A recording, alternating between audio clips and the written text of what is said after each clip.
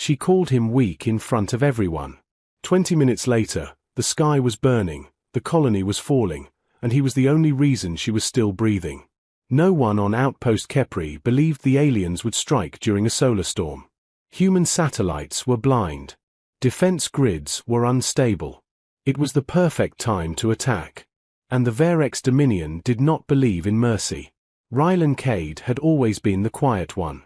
Not a soldier. Not enhanced. Not genetically modified. He worked in environmental adaptation, soil studies, microbial growth, oxygen gardens. The kind of work people mocked when warships floated in orbit. Commander Arya Selene especially. She was augmented from spine to skull. Reflex implants. Neural accelerators. Combat overlays burned into her vision. She believed in strength that could be measured. Quantified. Engineered. Rylan believed in patience. When the Varex warships uncloaked, it was Arya who took command of the defensive towers. It was Arya who shouted orders as plasma fire split the sky open. It was Arya who said, loud enough for half the command deck to hear, "People like you are the reason humanity loses. Soft minds. Soft hands. Weak." Rylan didn't argue. Then the main cannon hit. The tower shattered. The blast wave tore through steel like paper. Augmentations overloaded. Systems fried. Soldiers dropped as their neural links burned out. Arya's implants saved her life. Then they killed her. The solar storm amplified electromagnetic pulses from the alien ships. Every enhancement in her body began to spark and glitch. She collapsed, convulsing as her own technology attacked her nervous system. Rylan ran toward her while everyone else ran away. The station was falling. Escape ships were launching. The Varex were landing. He dragged her from the wreckage as another explosion ripped through the deck. Her blood left a trail behind them. "Leave me," she gasped. "You can't carry me through this." He looked at the sky where alien dropships pierced the clouds. "I can," he said simply. He had no implants. No enhancements. No combat training. Only lungs that burned, muscles that shook, and a mind that refused to stop.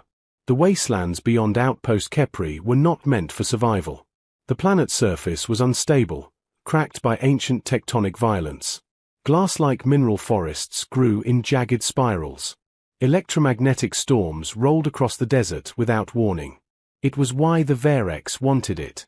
Rare minerals. High conductivity. Perfect for energy harvesting. Rylan carried Arya into that dead world. Behind them, the colony burned. Hours passed. The air grew thinner as night approached. Her armor was cracked, leaking blood through fractured plating. Her implants flickered beneath her skin like dying stars. "You won't make it," she whispered at one point. He shifted her weight and kept walking. The Varex drones hunted by scanning for electronic signals. Augmented humans were bright targets. Rylan understood something Arya never considered. Sometimes weakness is camouflage. He dragged her behind a ridge of crystal spires when the first drone passed overhead. It hummed like a metallic insect, scanning. Her implants pulsed. The drone slowed. Rylan did something that would have horrified any engineer. He ripped the external implant stabilizer from her spine. She screamed. The signal died. The drone moved on. "You idiot," she breathed weakly. "Still alive," he answered. Night fell fully. Temperature dropped sharply. The wasteland glowed faintly under alien stars. Rylan found shelter beneath a collapsed mineral arch. He used emergency gel packs from her armor to seal the worst bleeding. He had studied biology for terraforming. He knew circulation patterns, shock symptoms, basic trauma response. He had never expected to use it like this. Far in the distance, alien landing beams pierced the sky. The Varex were not just raiders. They were systematic, efficient, cold. They believed humanity was reckless and fragile, creative but undisciplined, brave but doomed. Arya stirred, eyes clearer now though her body was broken. "You should have left me." He shook his head. You called me weak. I was right. He looked out over the wasteland. Maybe. A rumble rolled across the ground. Not thunder. Movement. Shapes emerged in the distance. Not Varex. Native creatures. Six-legged. Tall. Their bodies rippled with faint bioluminescent patterns. Arya tried to reach for a weapon that no longer functioned. They hunt in packs, she whispered. Ryland studied them. Their glow pulsed rhythmically. Not random. Communication. He remembered something from his soil research. The planet's native microlife formed neural-like networks beneath the crust. Electromagnetic sensitivity was part of their evolution. The creatures weren't hunting randomly. They were reacting to artificial signals. Arya's implants had drawn drones. But the alien ships were flooding the planet with EM radiation. The creatures turned toward the brighter signal in the sky. Toward the Varex landing zone. Ryland felt something shift inside him. The aliens believed technology was dominance. The Varex relied on signal superiority. But this world did not. He looked at Arya. They think we're weak, he said quietly. She followed his gaze toward the distant alien beams. What are you thinking? He smiled for the first time since the attack. We don't fight them with weapons. The ground shook again. More creatures were rising. Humanity had not conquered Earth by being strongest. They survived ice ages, plagues, extinctions. They survived by understanding systems, by adapting, by using the environment. Rylan adjusted Arya carefully onto his back again. Can you move your hands? He asked. A little. Good. You're going to help me. She stared at him. For the first time, there was no contempt in her eyes. Only uncertainty. And something new. Hope. Above them, the alien warships glowed brighter, unaware that the planet itself was beginning to react. And somewhere in the dead wastelands, the so-called weak human began planning how to make an entire alien invasion regret underestimating humanity. The Varex Dominion believed they had already won. Their warships hovered above the broken colony, energy siphons drilling into the planet's crust. Their commanders observed through cold, layered eyes, calculating mineral yield, resistance probability, and acceptable human losses. They did not calculate for Rylan Cade. They did not calculate for a wounded commander who had just lost her enhancements. And they did not calculate for a planet that was alive in ways their machines could not measure. Rylan moved carefully across the crystalline terrain, carrying Arya through narrow ridges where the mineral structures disrupted long-range scans. His muscles screamed in protest, but he did not slow down. Each step was deliberate. Each breath controlled. The creatures followed at a distance. Six-legged silhouettes moving like liquid shadow across glowing rock. They're tracking us, Arya whispered. No, Rylan said quietly. They are tracking them. He pointed toward the sky where alien harvest beams burned into the crust. The creatures' bioluminescent patterns were growing brighter, more synchronized. They're communicating, he continued. The radiation is disturbing their underground networks. The aliens are hurting their ecosystem. Arya's breathing was steadier now, though her skin was pale from blood loss. Without her combat overlays, she was forced to see the world raw and unfiltered. It was unsettling. And humbling. You think the planet is responding? She asked. I know it is. They reached a narrow canyon formed by collapsed mineral pillars. Rylan gently lowered her onto a flat surface and pulled out the small field kit he had taken from her armor. Inside were emergency flares, rations, a broken comm device, and a microreactor cell. Arya frowned. That cell will broadcast a signal. The Varex will see it. That's the idea, he replied. Her eyes widened slightly. You're baiting them. He nodded. But not for us. He carefully cracked open the reactor casing and began adjusting the output frequency using improvised wiring stripped from her damaged armor. You shouldn't know how to do that, Arya said. Rylan gave a tired smile. I grow ecosystems in hostile worlds. I study signal interference so plants can survive radiation. Engineering isn't just metal and guns. He tuned the reactor to emit a sharp electromagnetic pulse at irregular intervals. Not strong enough for orbit detection. Strong enough for local scanners. Strong enough to anger the creatures. He activated it and tossed it into a crevice beyond the canyon wall. Within minutes, a Varex scout drone descended. Sleek. Triangular. Glowing with sterile blue light. It scanned the canyon. Then the ground began to vibrate. The creatures emerged from below like rising nightmares. Not attacking randomly. Targeting the brightest signal. The drone fired energy bolts, cutting down 2 of them instantly. But more came. They leapt onto the machine, their bodies emitting powerful bursts of bioelectric discharge. Sparks erupted. The drone spiraled, crashed, and went dark. Arya stared in disbelief. You turned the planet into a weapon. Rylan shook his head. No. The planet was always a weapon. We just asked it the right question. More creatures gathered. Not aggressive toward Rylan and Arya. Watching. Waiting. They don't see us as the threat anymore, he said softly. Arya looked at him differently now. Not as a subordinate.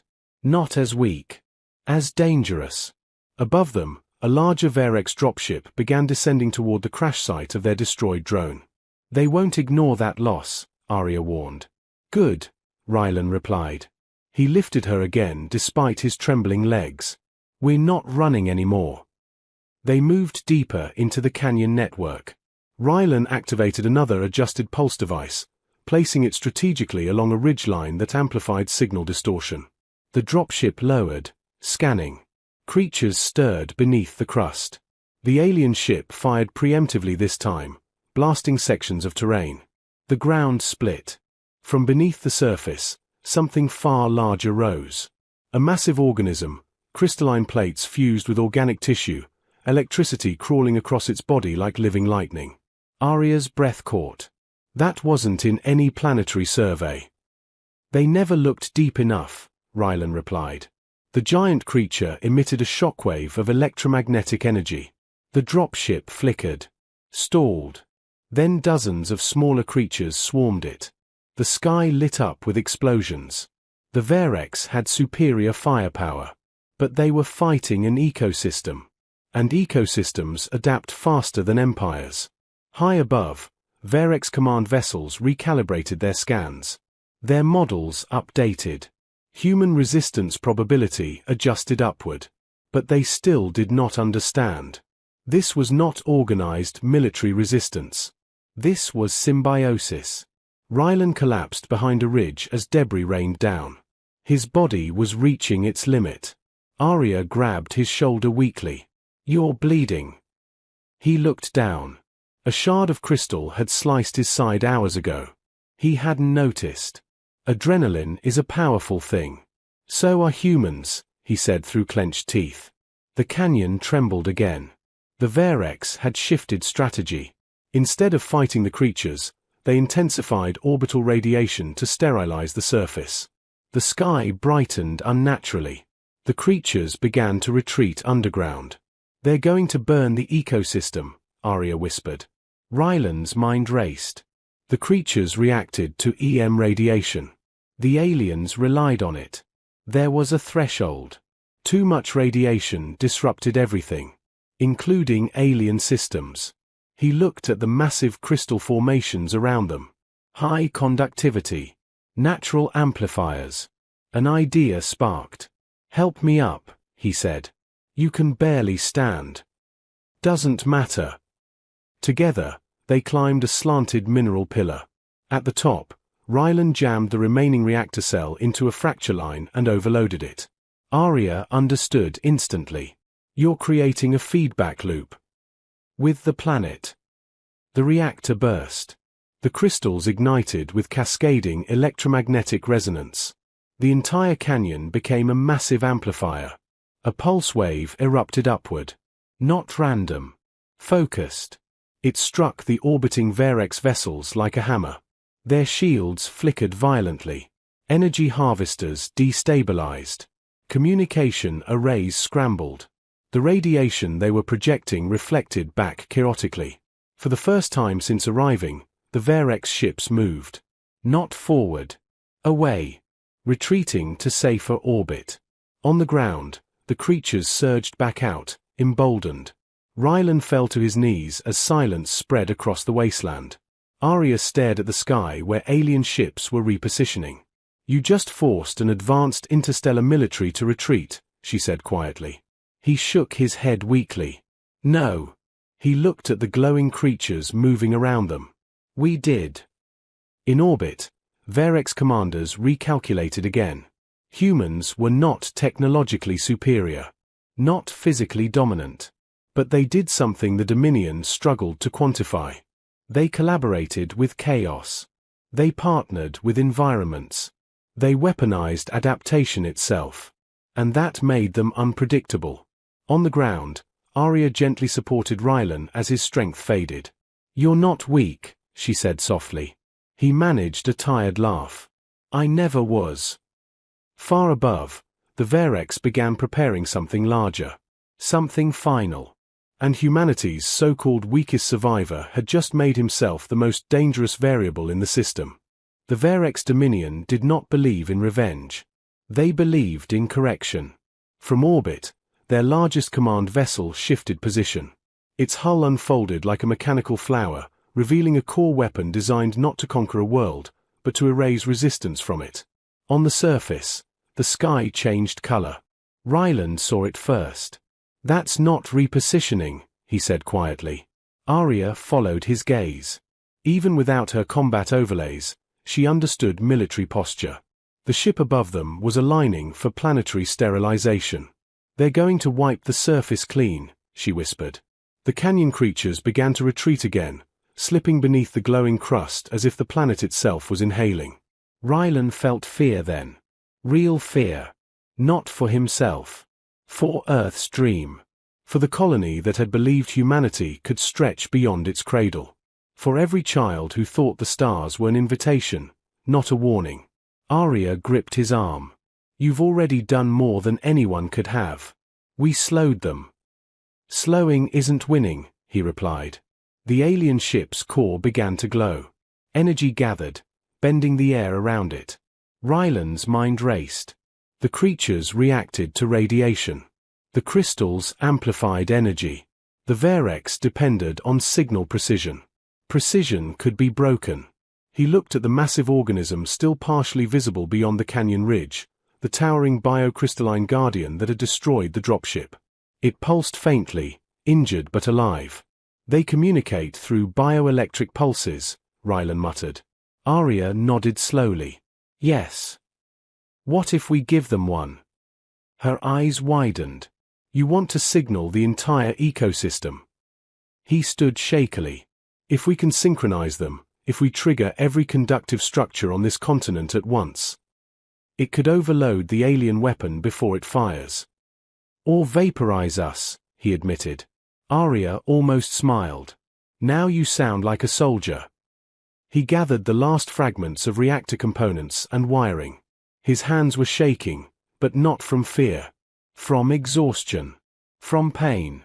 From humanity refusing to surrender. Arya forced herself upright despite her injuries. Blood stained her armor. Her augmentations were dead weight under her skin. "We do this together," she said. He nodded. They climbed the tallest remaining crystal spire in the canyon, using cracks and jagged edges for grip. Each movement hurt. Each breath felt thinner. Above them, the alien weapon reached full charge. Rylan jammed the broken reactor core into the spire's natural fracture line. Arya used her remaining manual override training to adjust the timing sequence. "This pulse has to be perfectly chaotic," she said. "If it's predictable, their shields will compensate." Rylan grinned faintly. Humans invented chaos. He triggered it. The reactor didn't explode. It sang. A low, resonant hum that vibrated through the crystal beneath their hands. The sound spread outward like a ripple across water.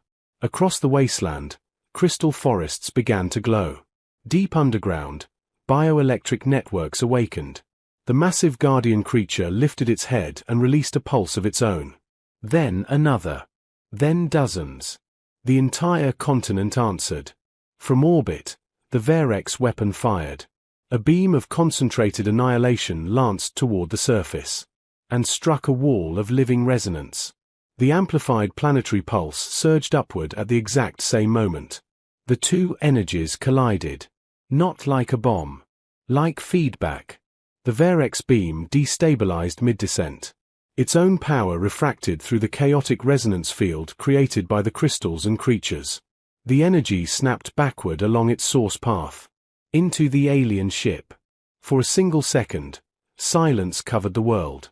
Then the command vessel ruptured in brilliant white light. Fragments scattered across orbit. The remaining Varex ships immediately broke formation. Retreat vectors calculated. Dominion doctrine prioritized survival of remaining assets over symbolic dominance. They had misjudged the species. Again. On the surface, the sky dimmed. The hum faded slowly. The creatures lowered back into the crust. The wasteland grew still. Rylan collapsed beside Arya at the top of the spire. For several long moments, neither of them spoke. Finally, Arya let out a slow breath. "They'll report this," she said quietly. "They'll tell their empire that humanity weaponized a dead world." Rylan stared at the stars. "We didn't weaponize it." He swallowed. "We listened to it." Far away, emergency signals flickered from surviving human escape pods. Scattered colonists were alive. The Dominion had retreated too quickly to finish the job. Humanity was bruised. Not broken. Arya turned her head toward him. "I called you weak." "You did." "I was wrong."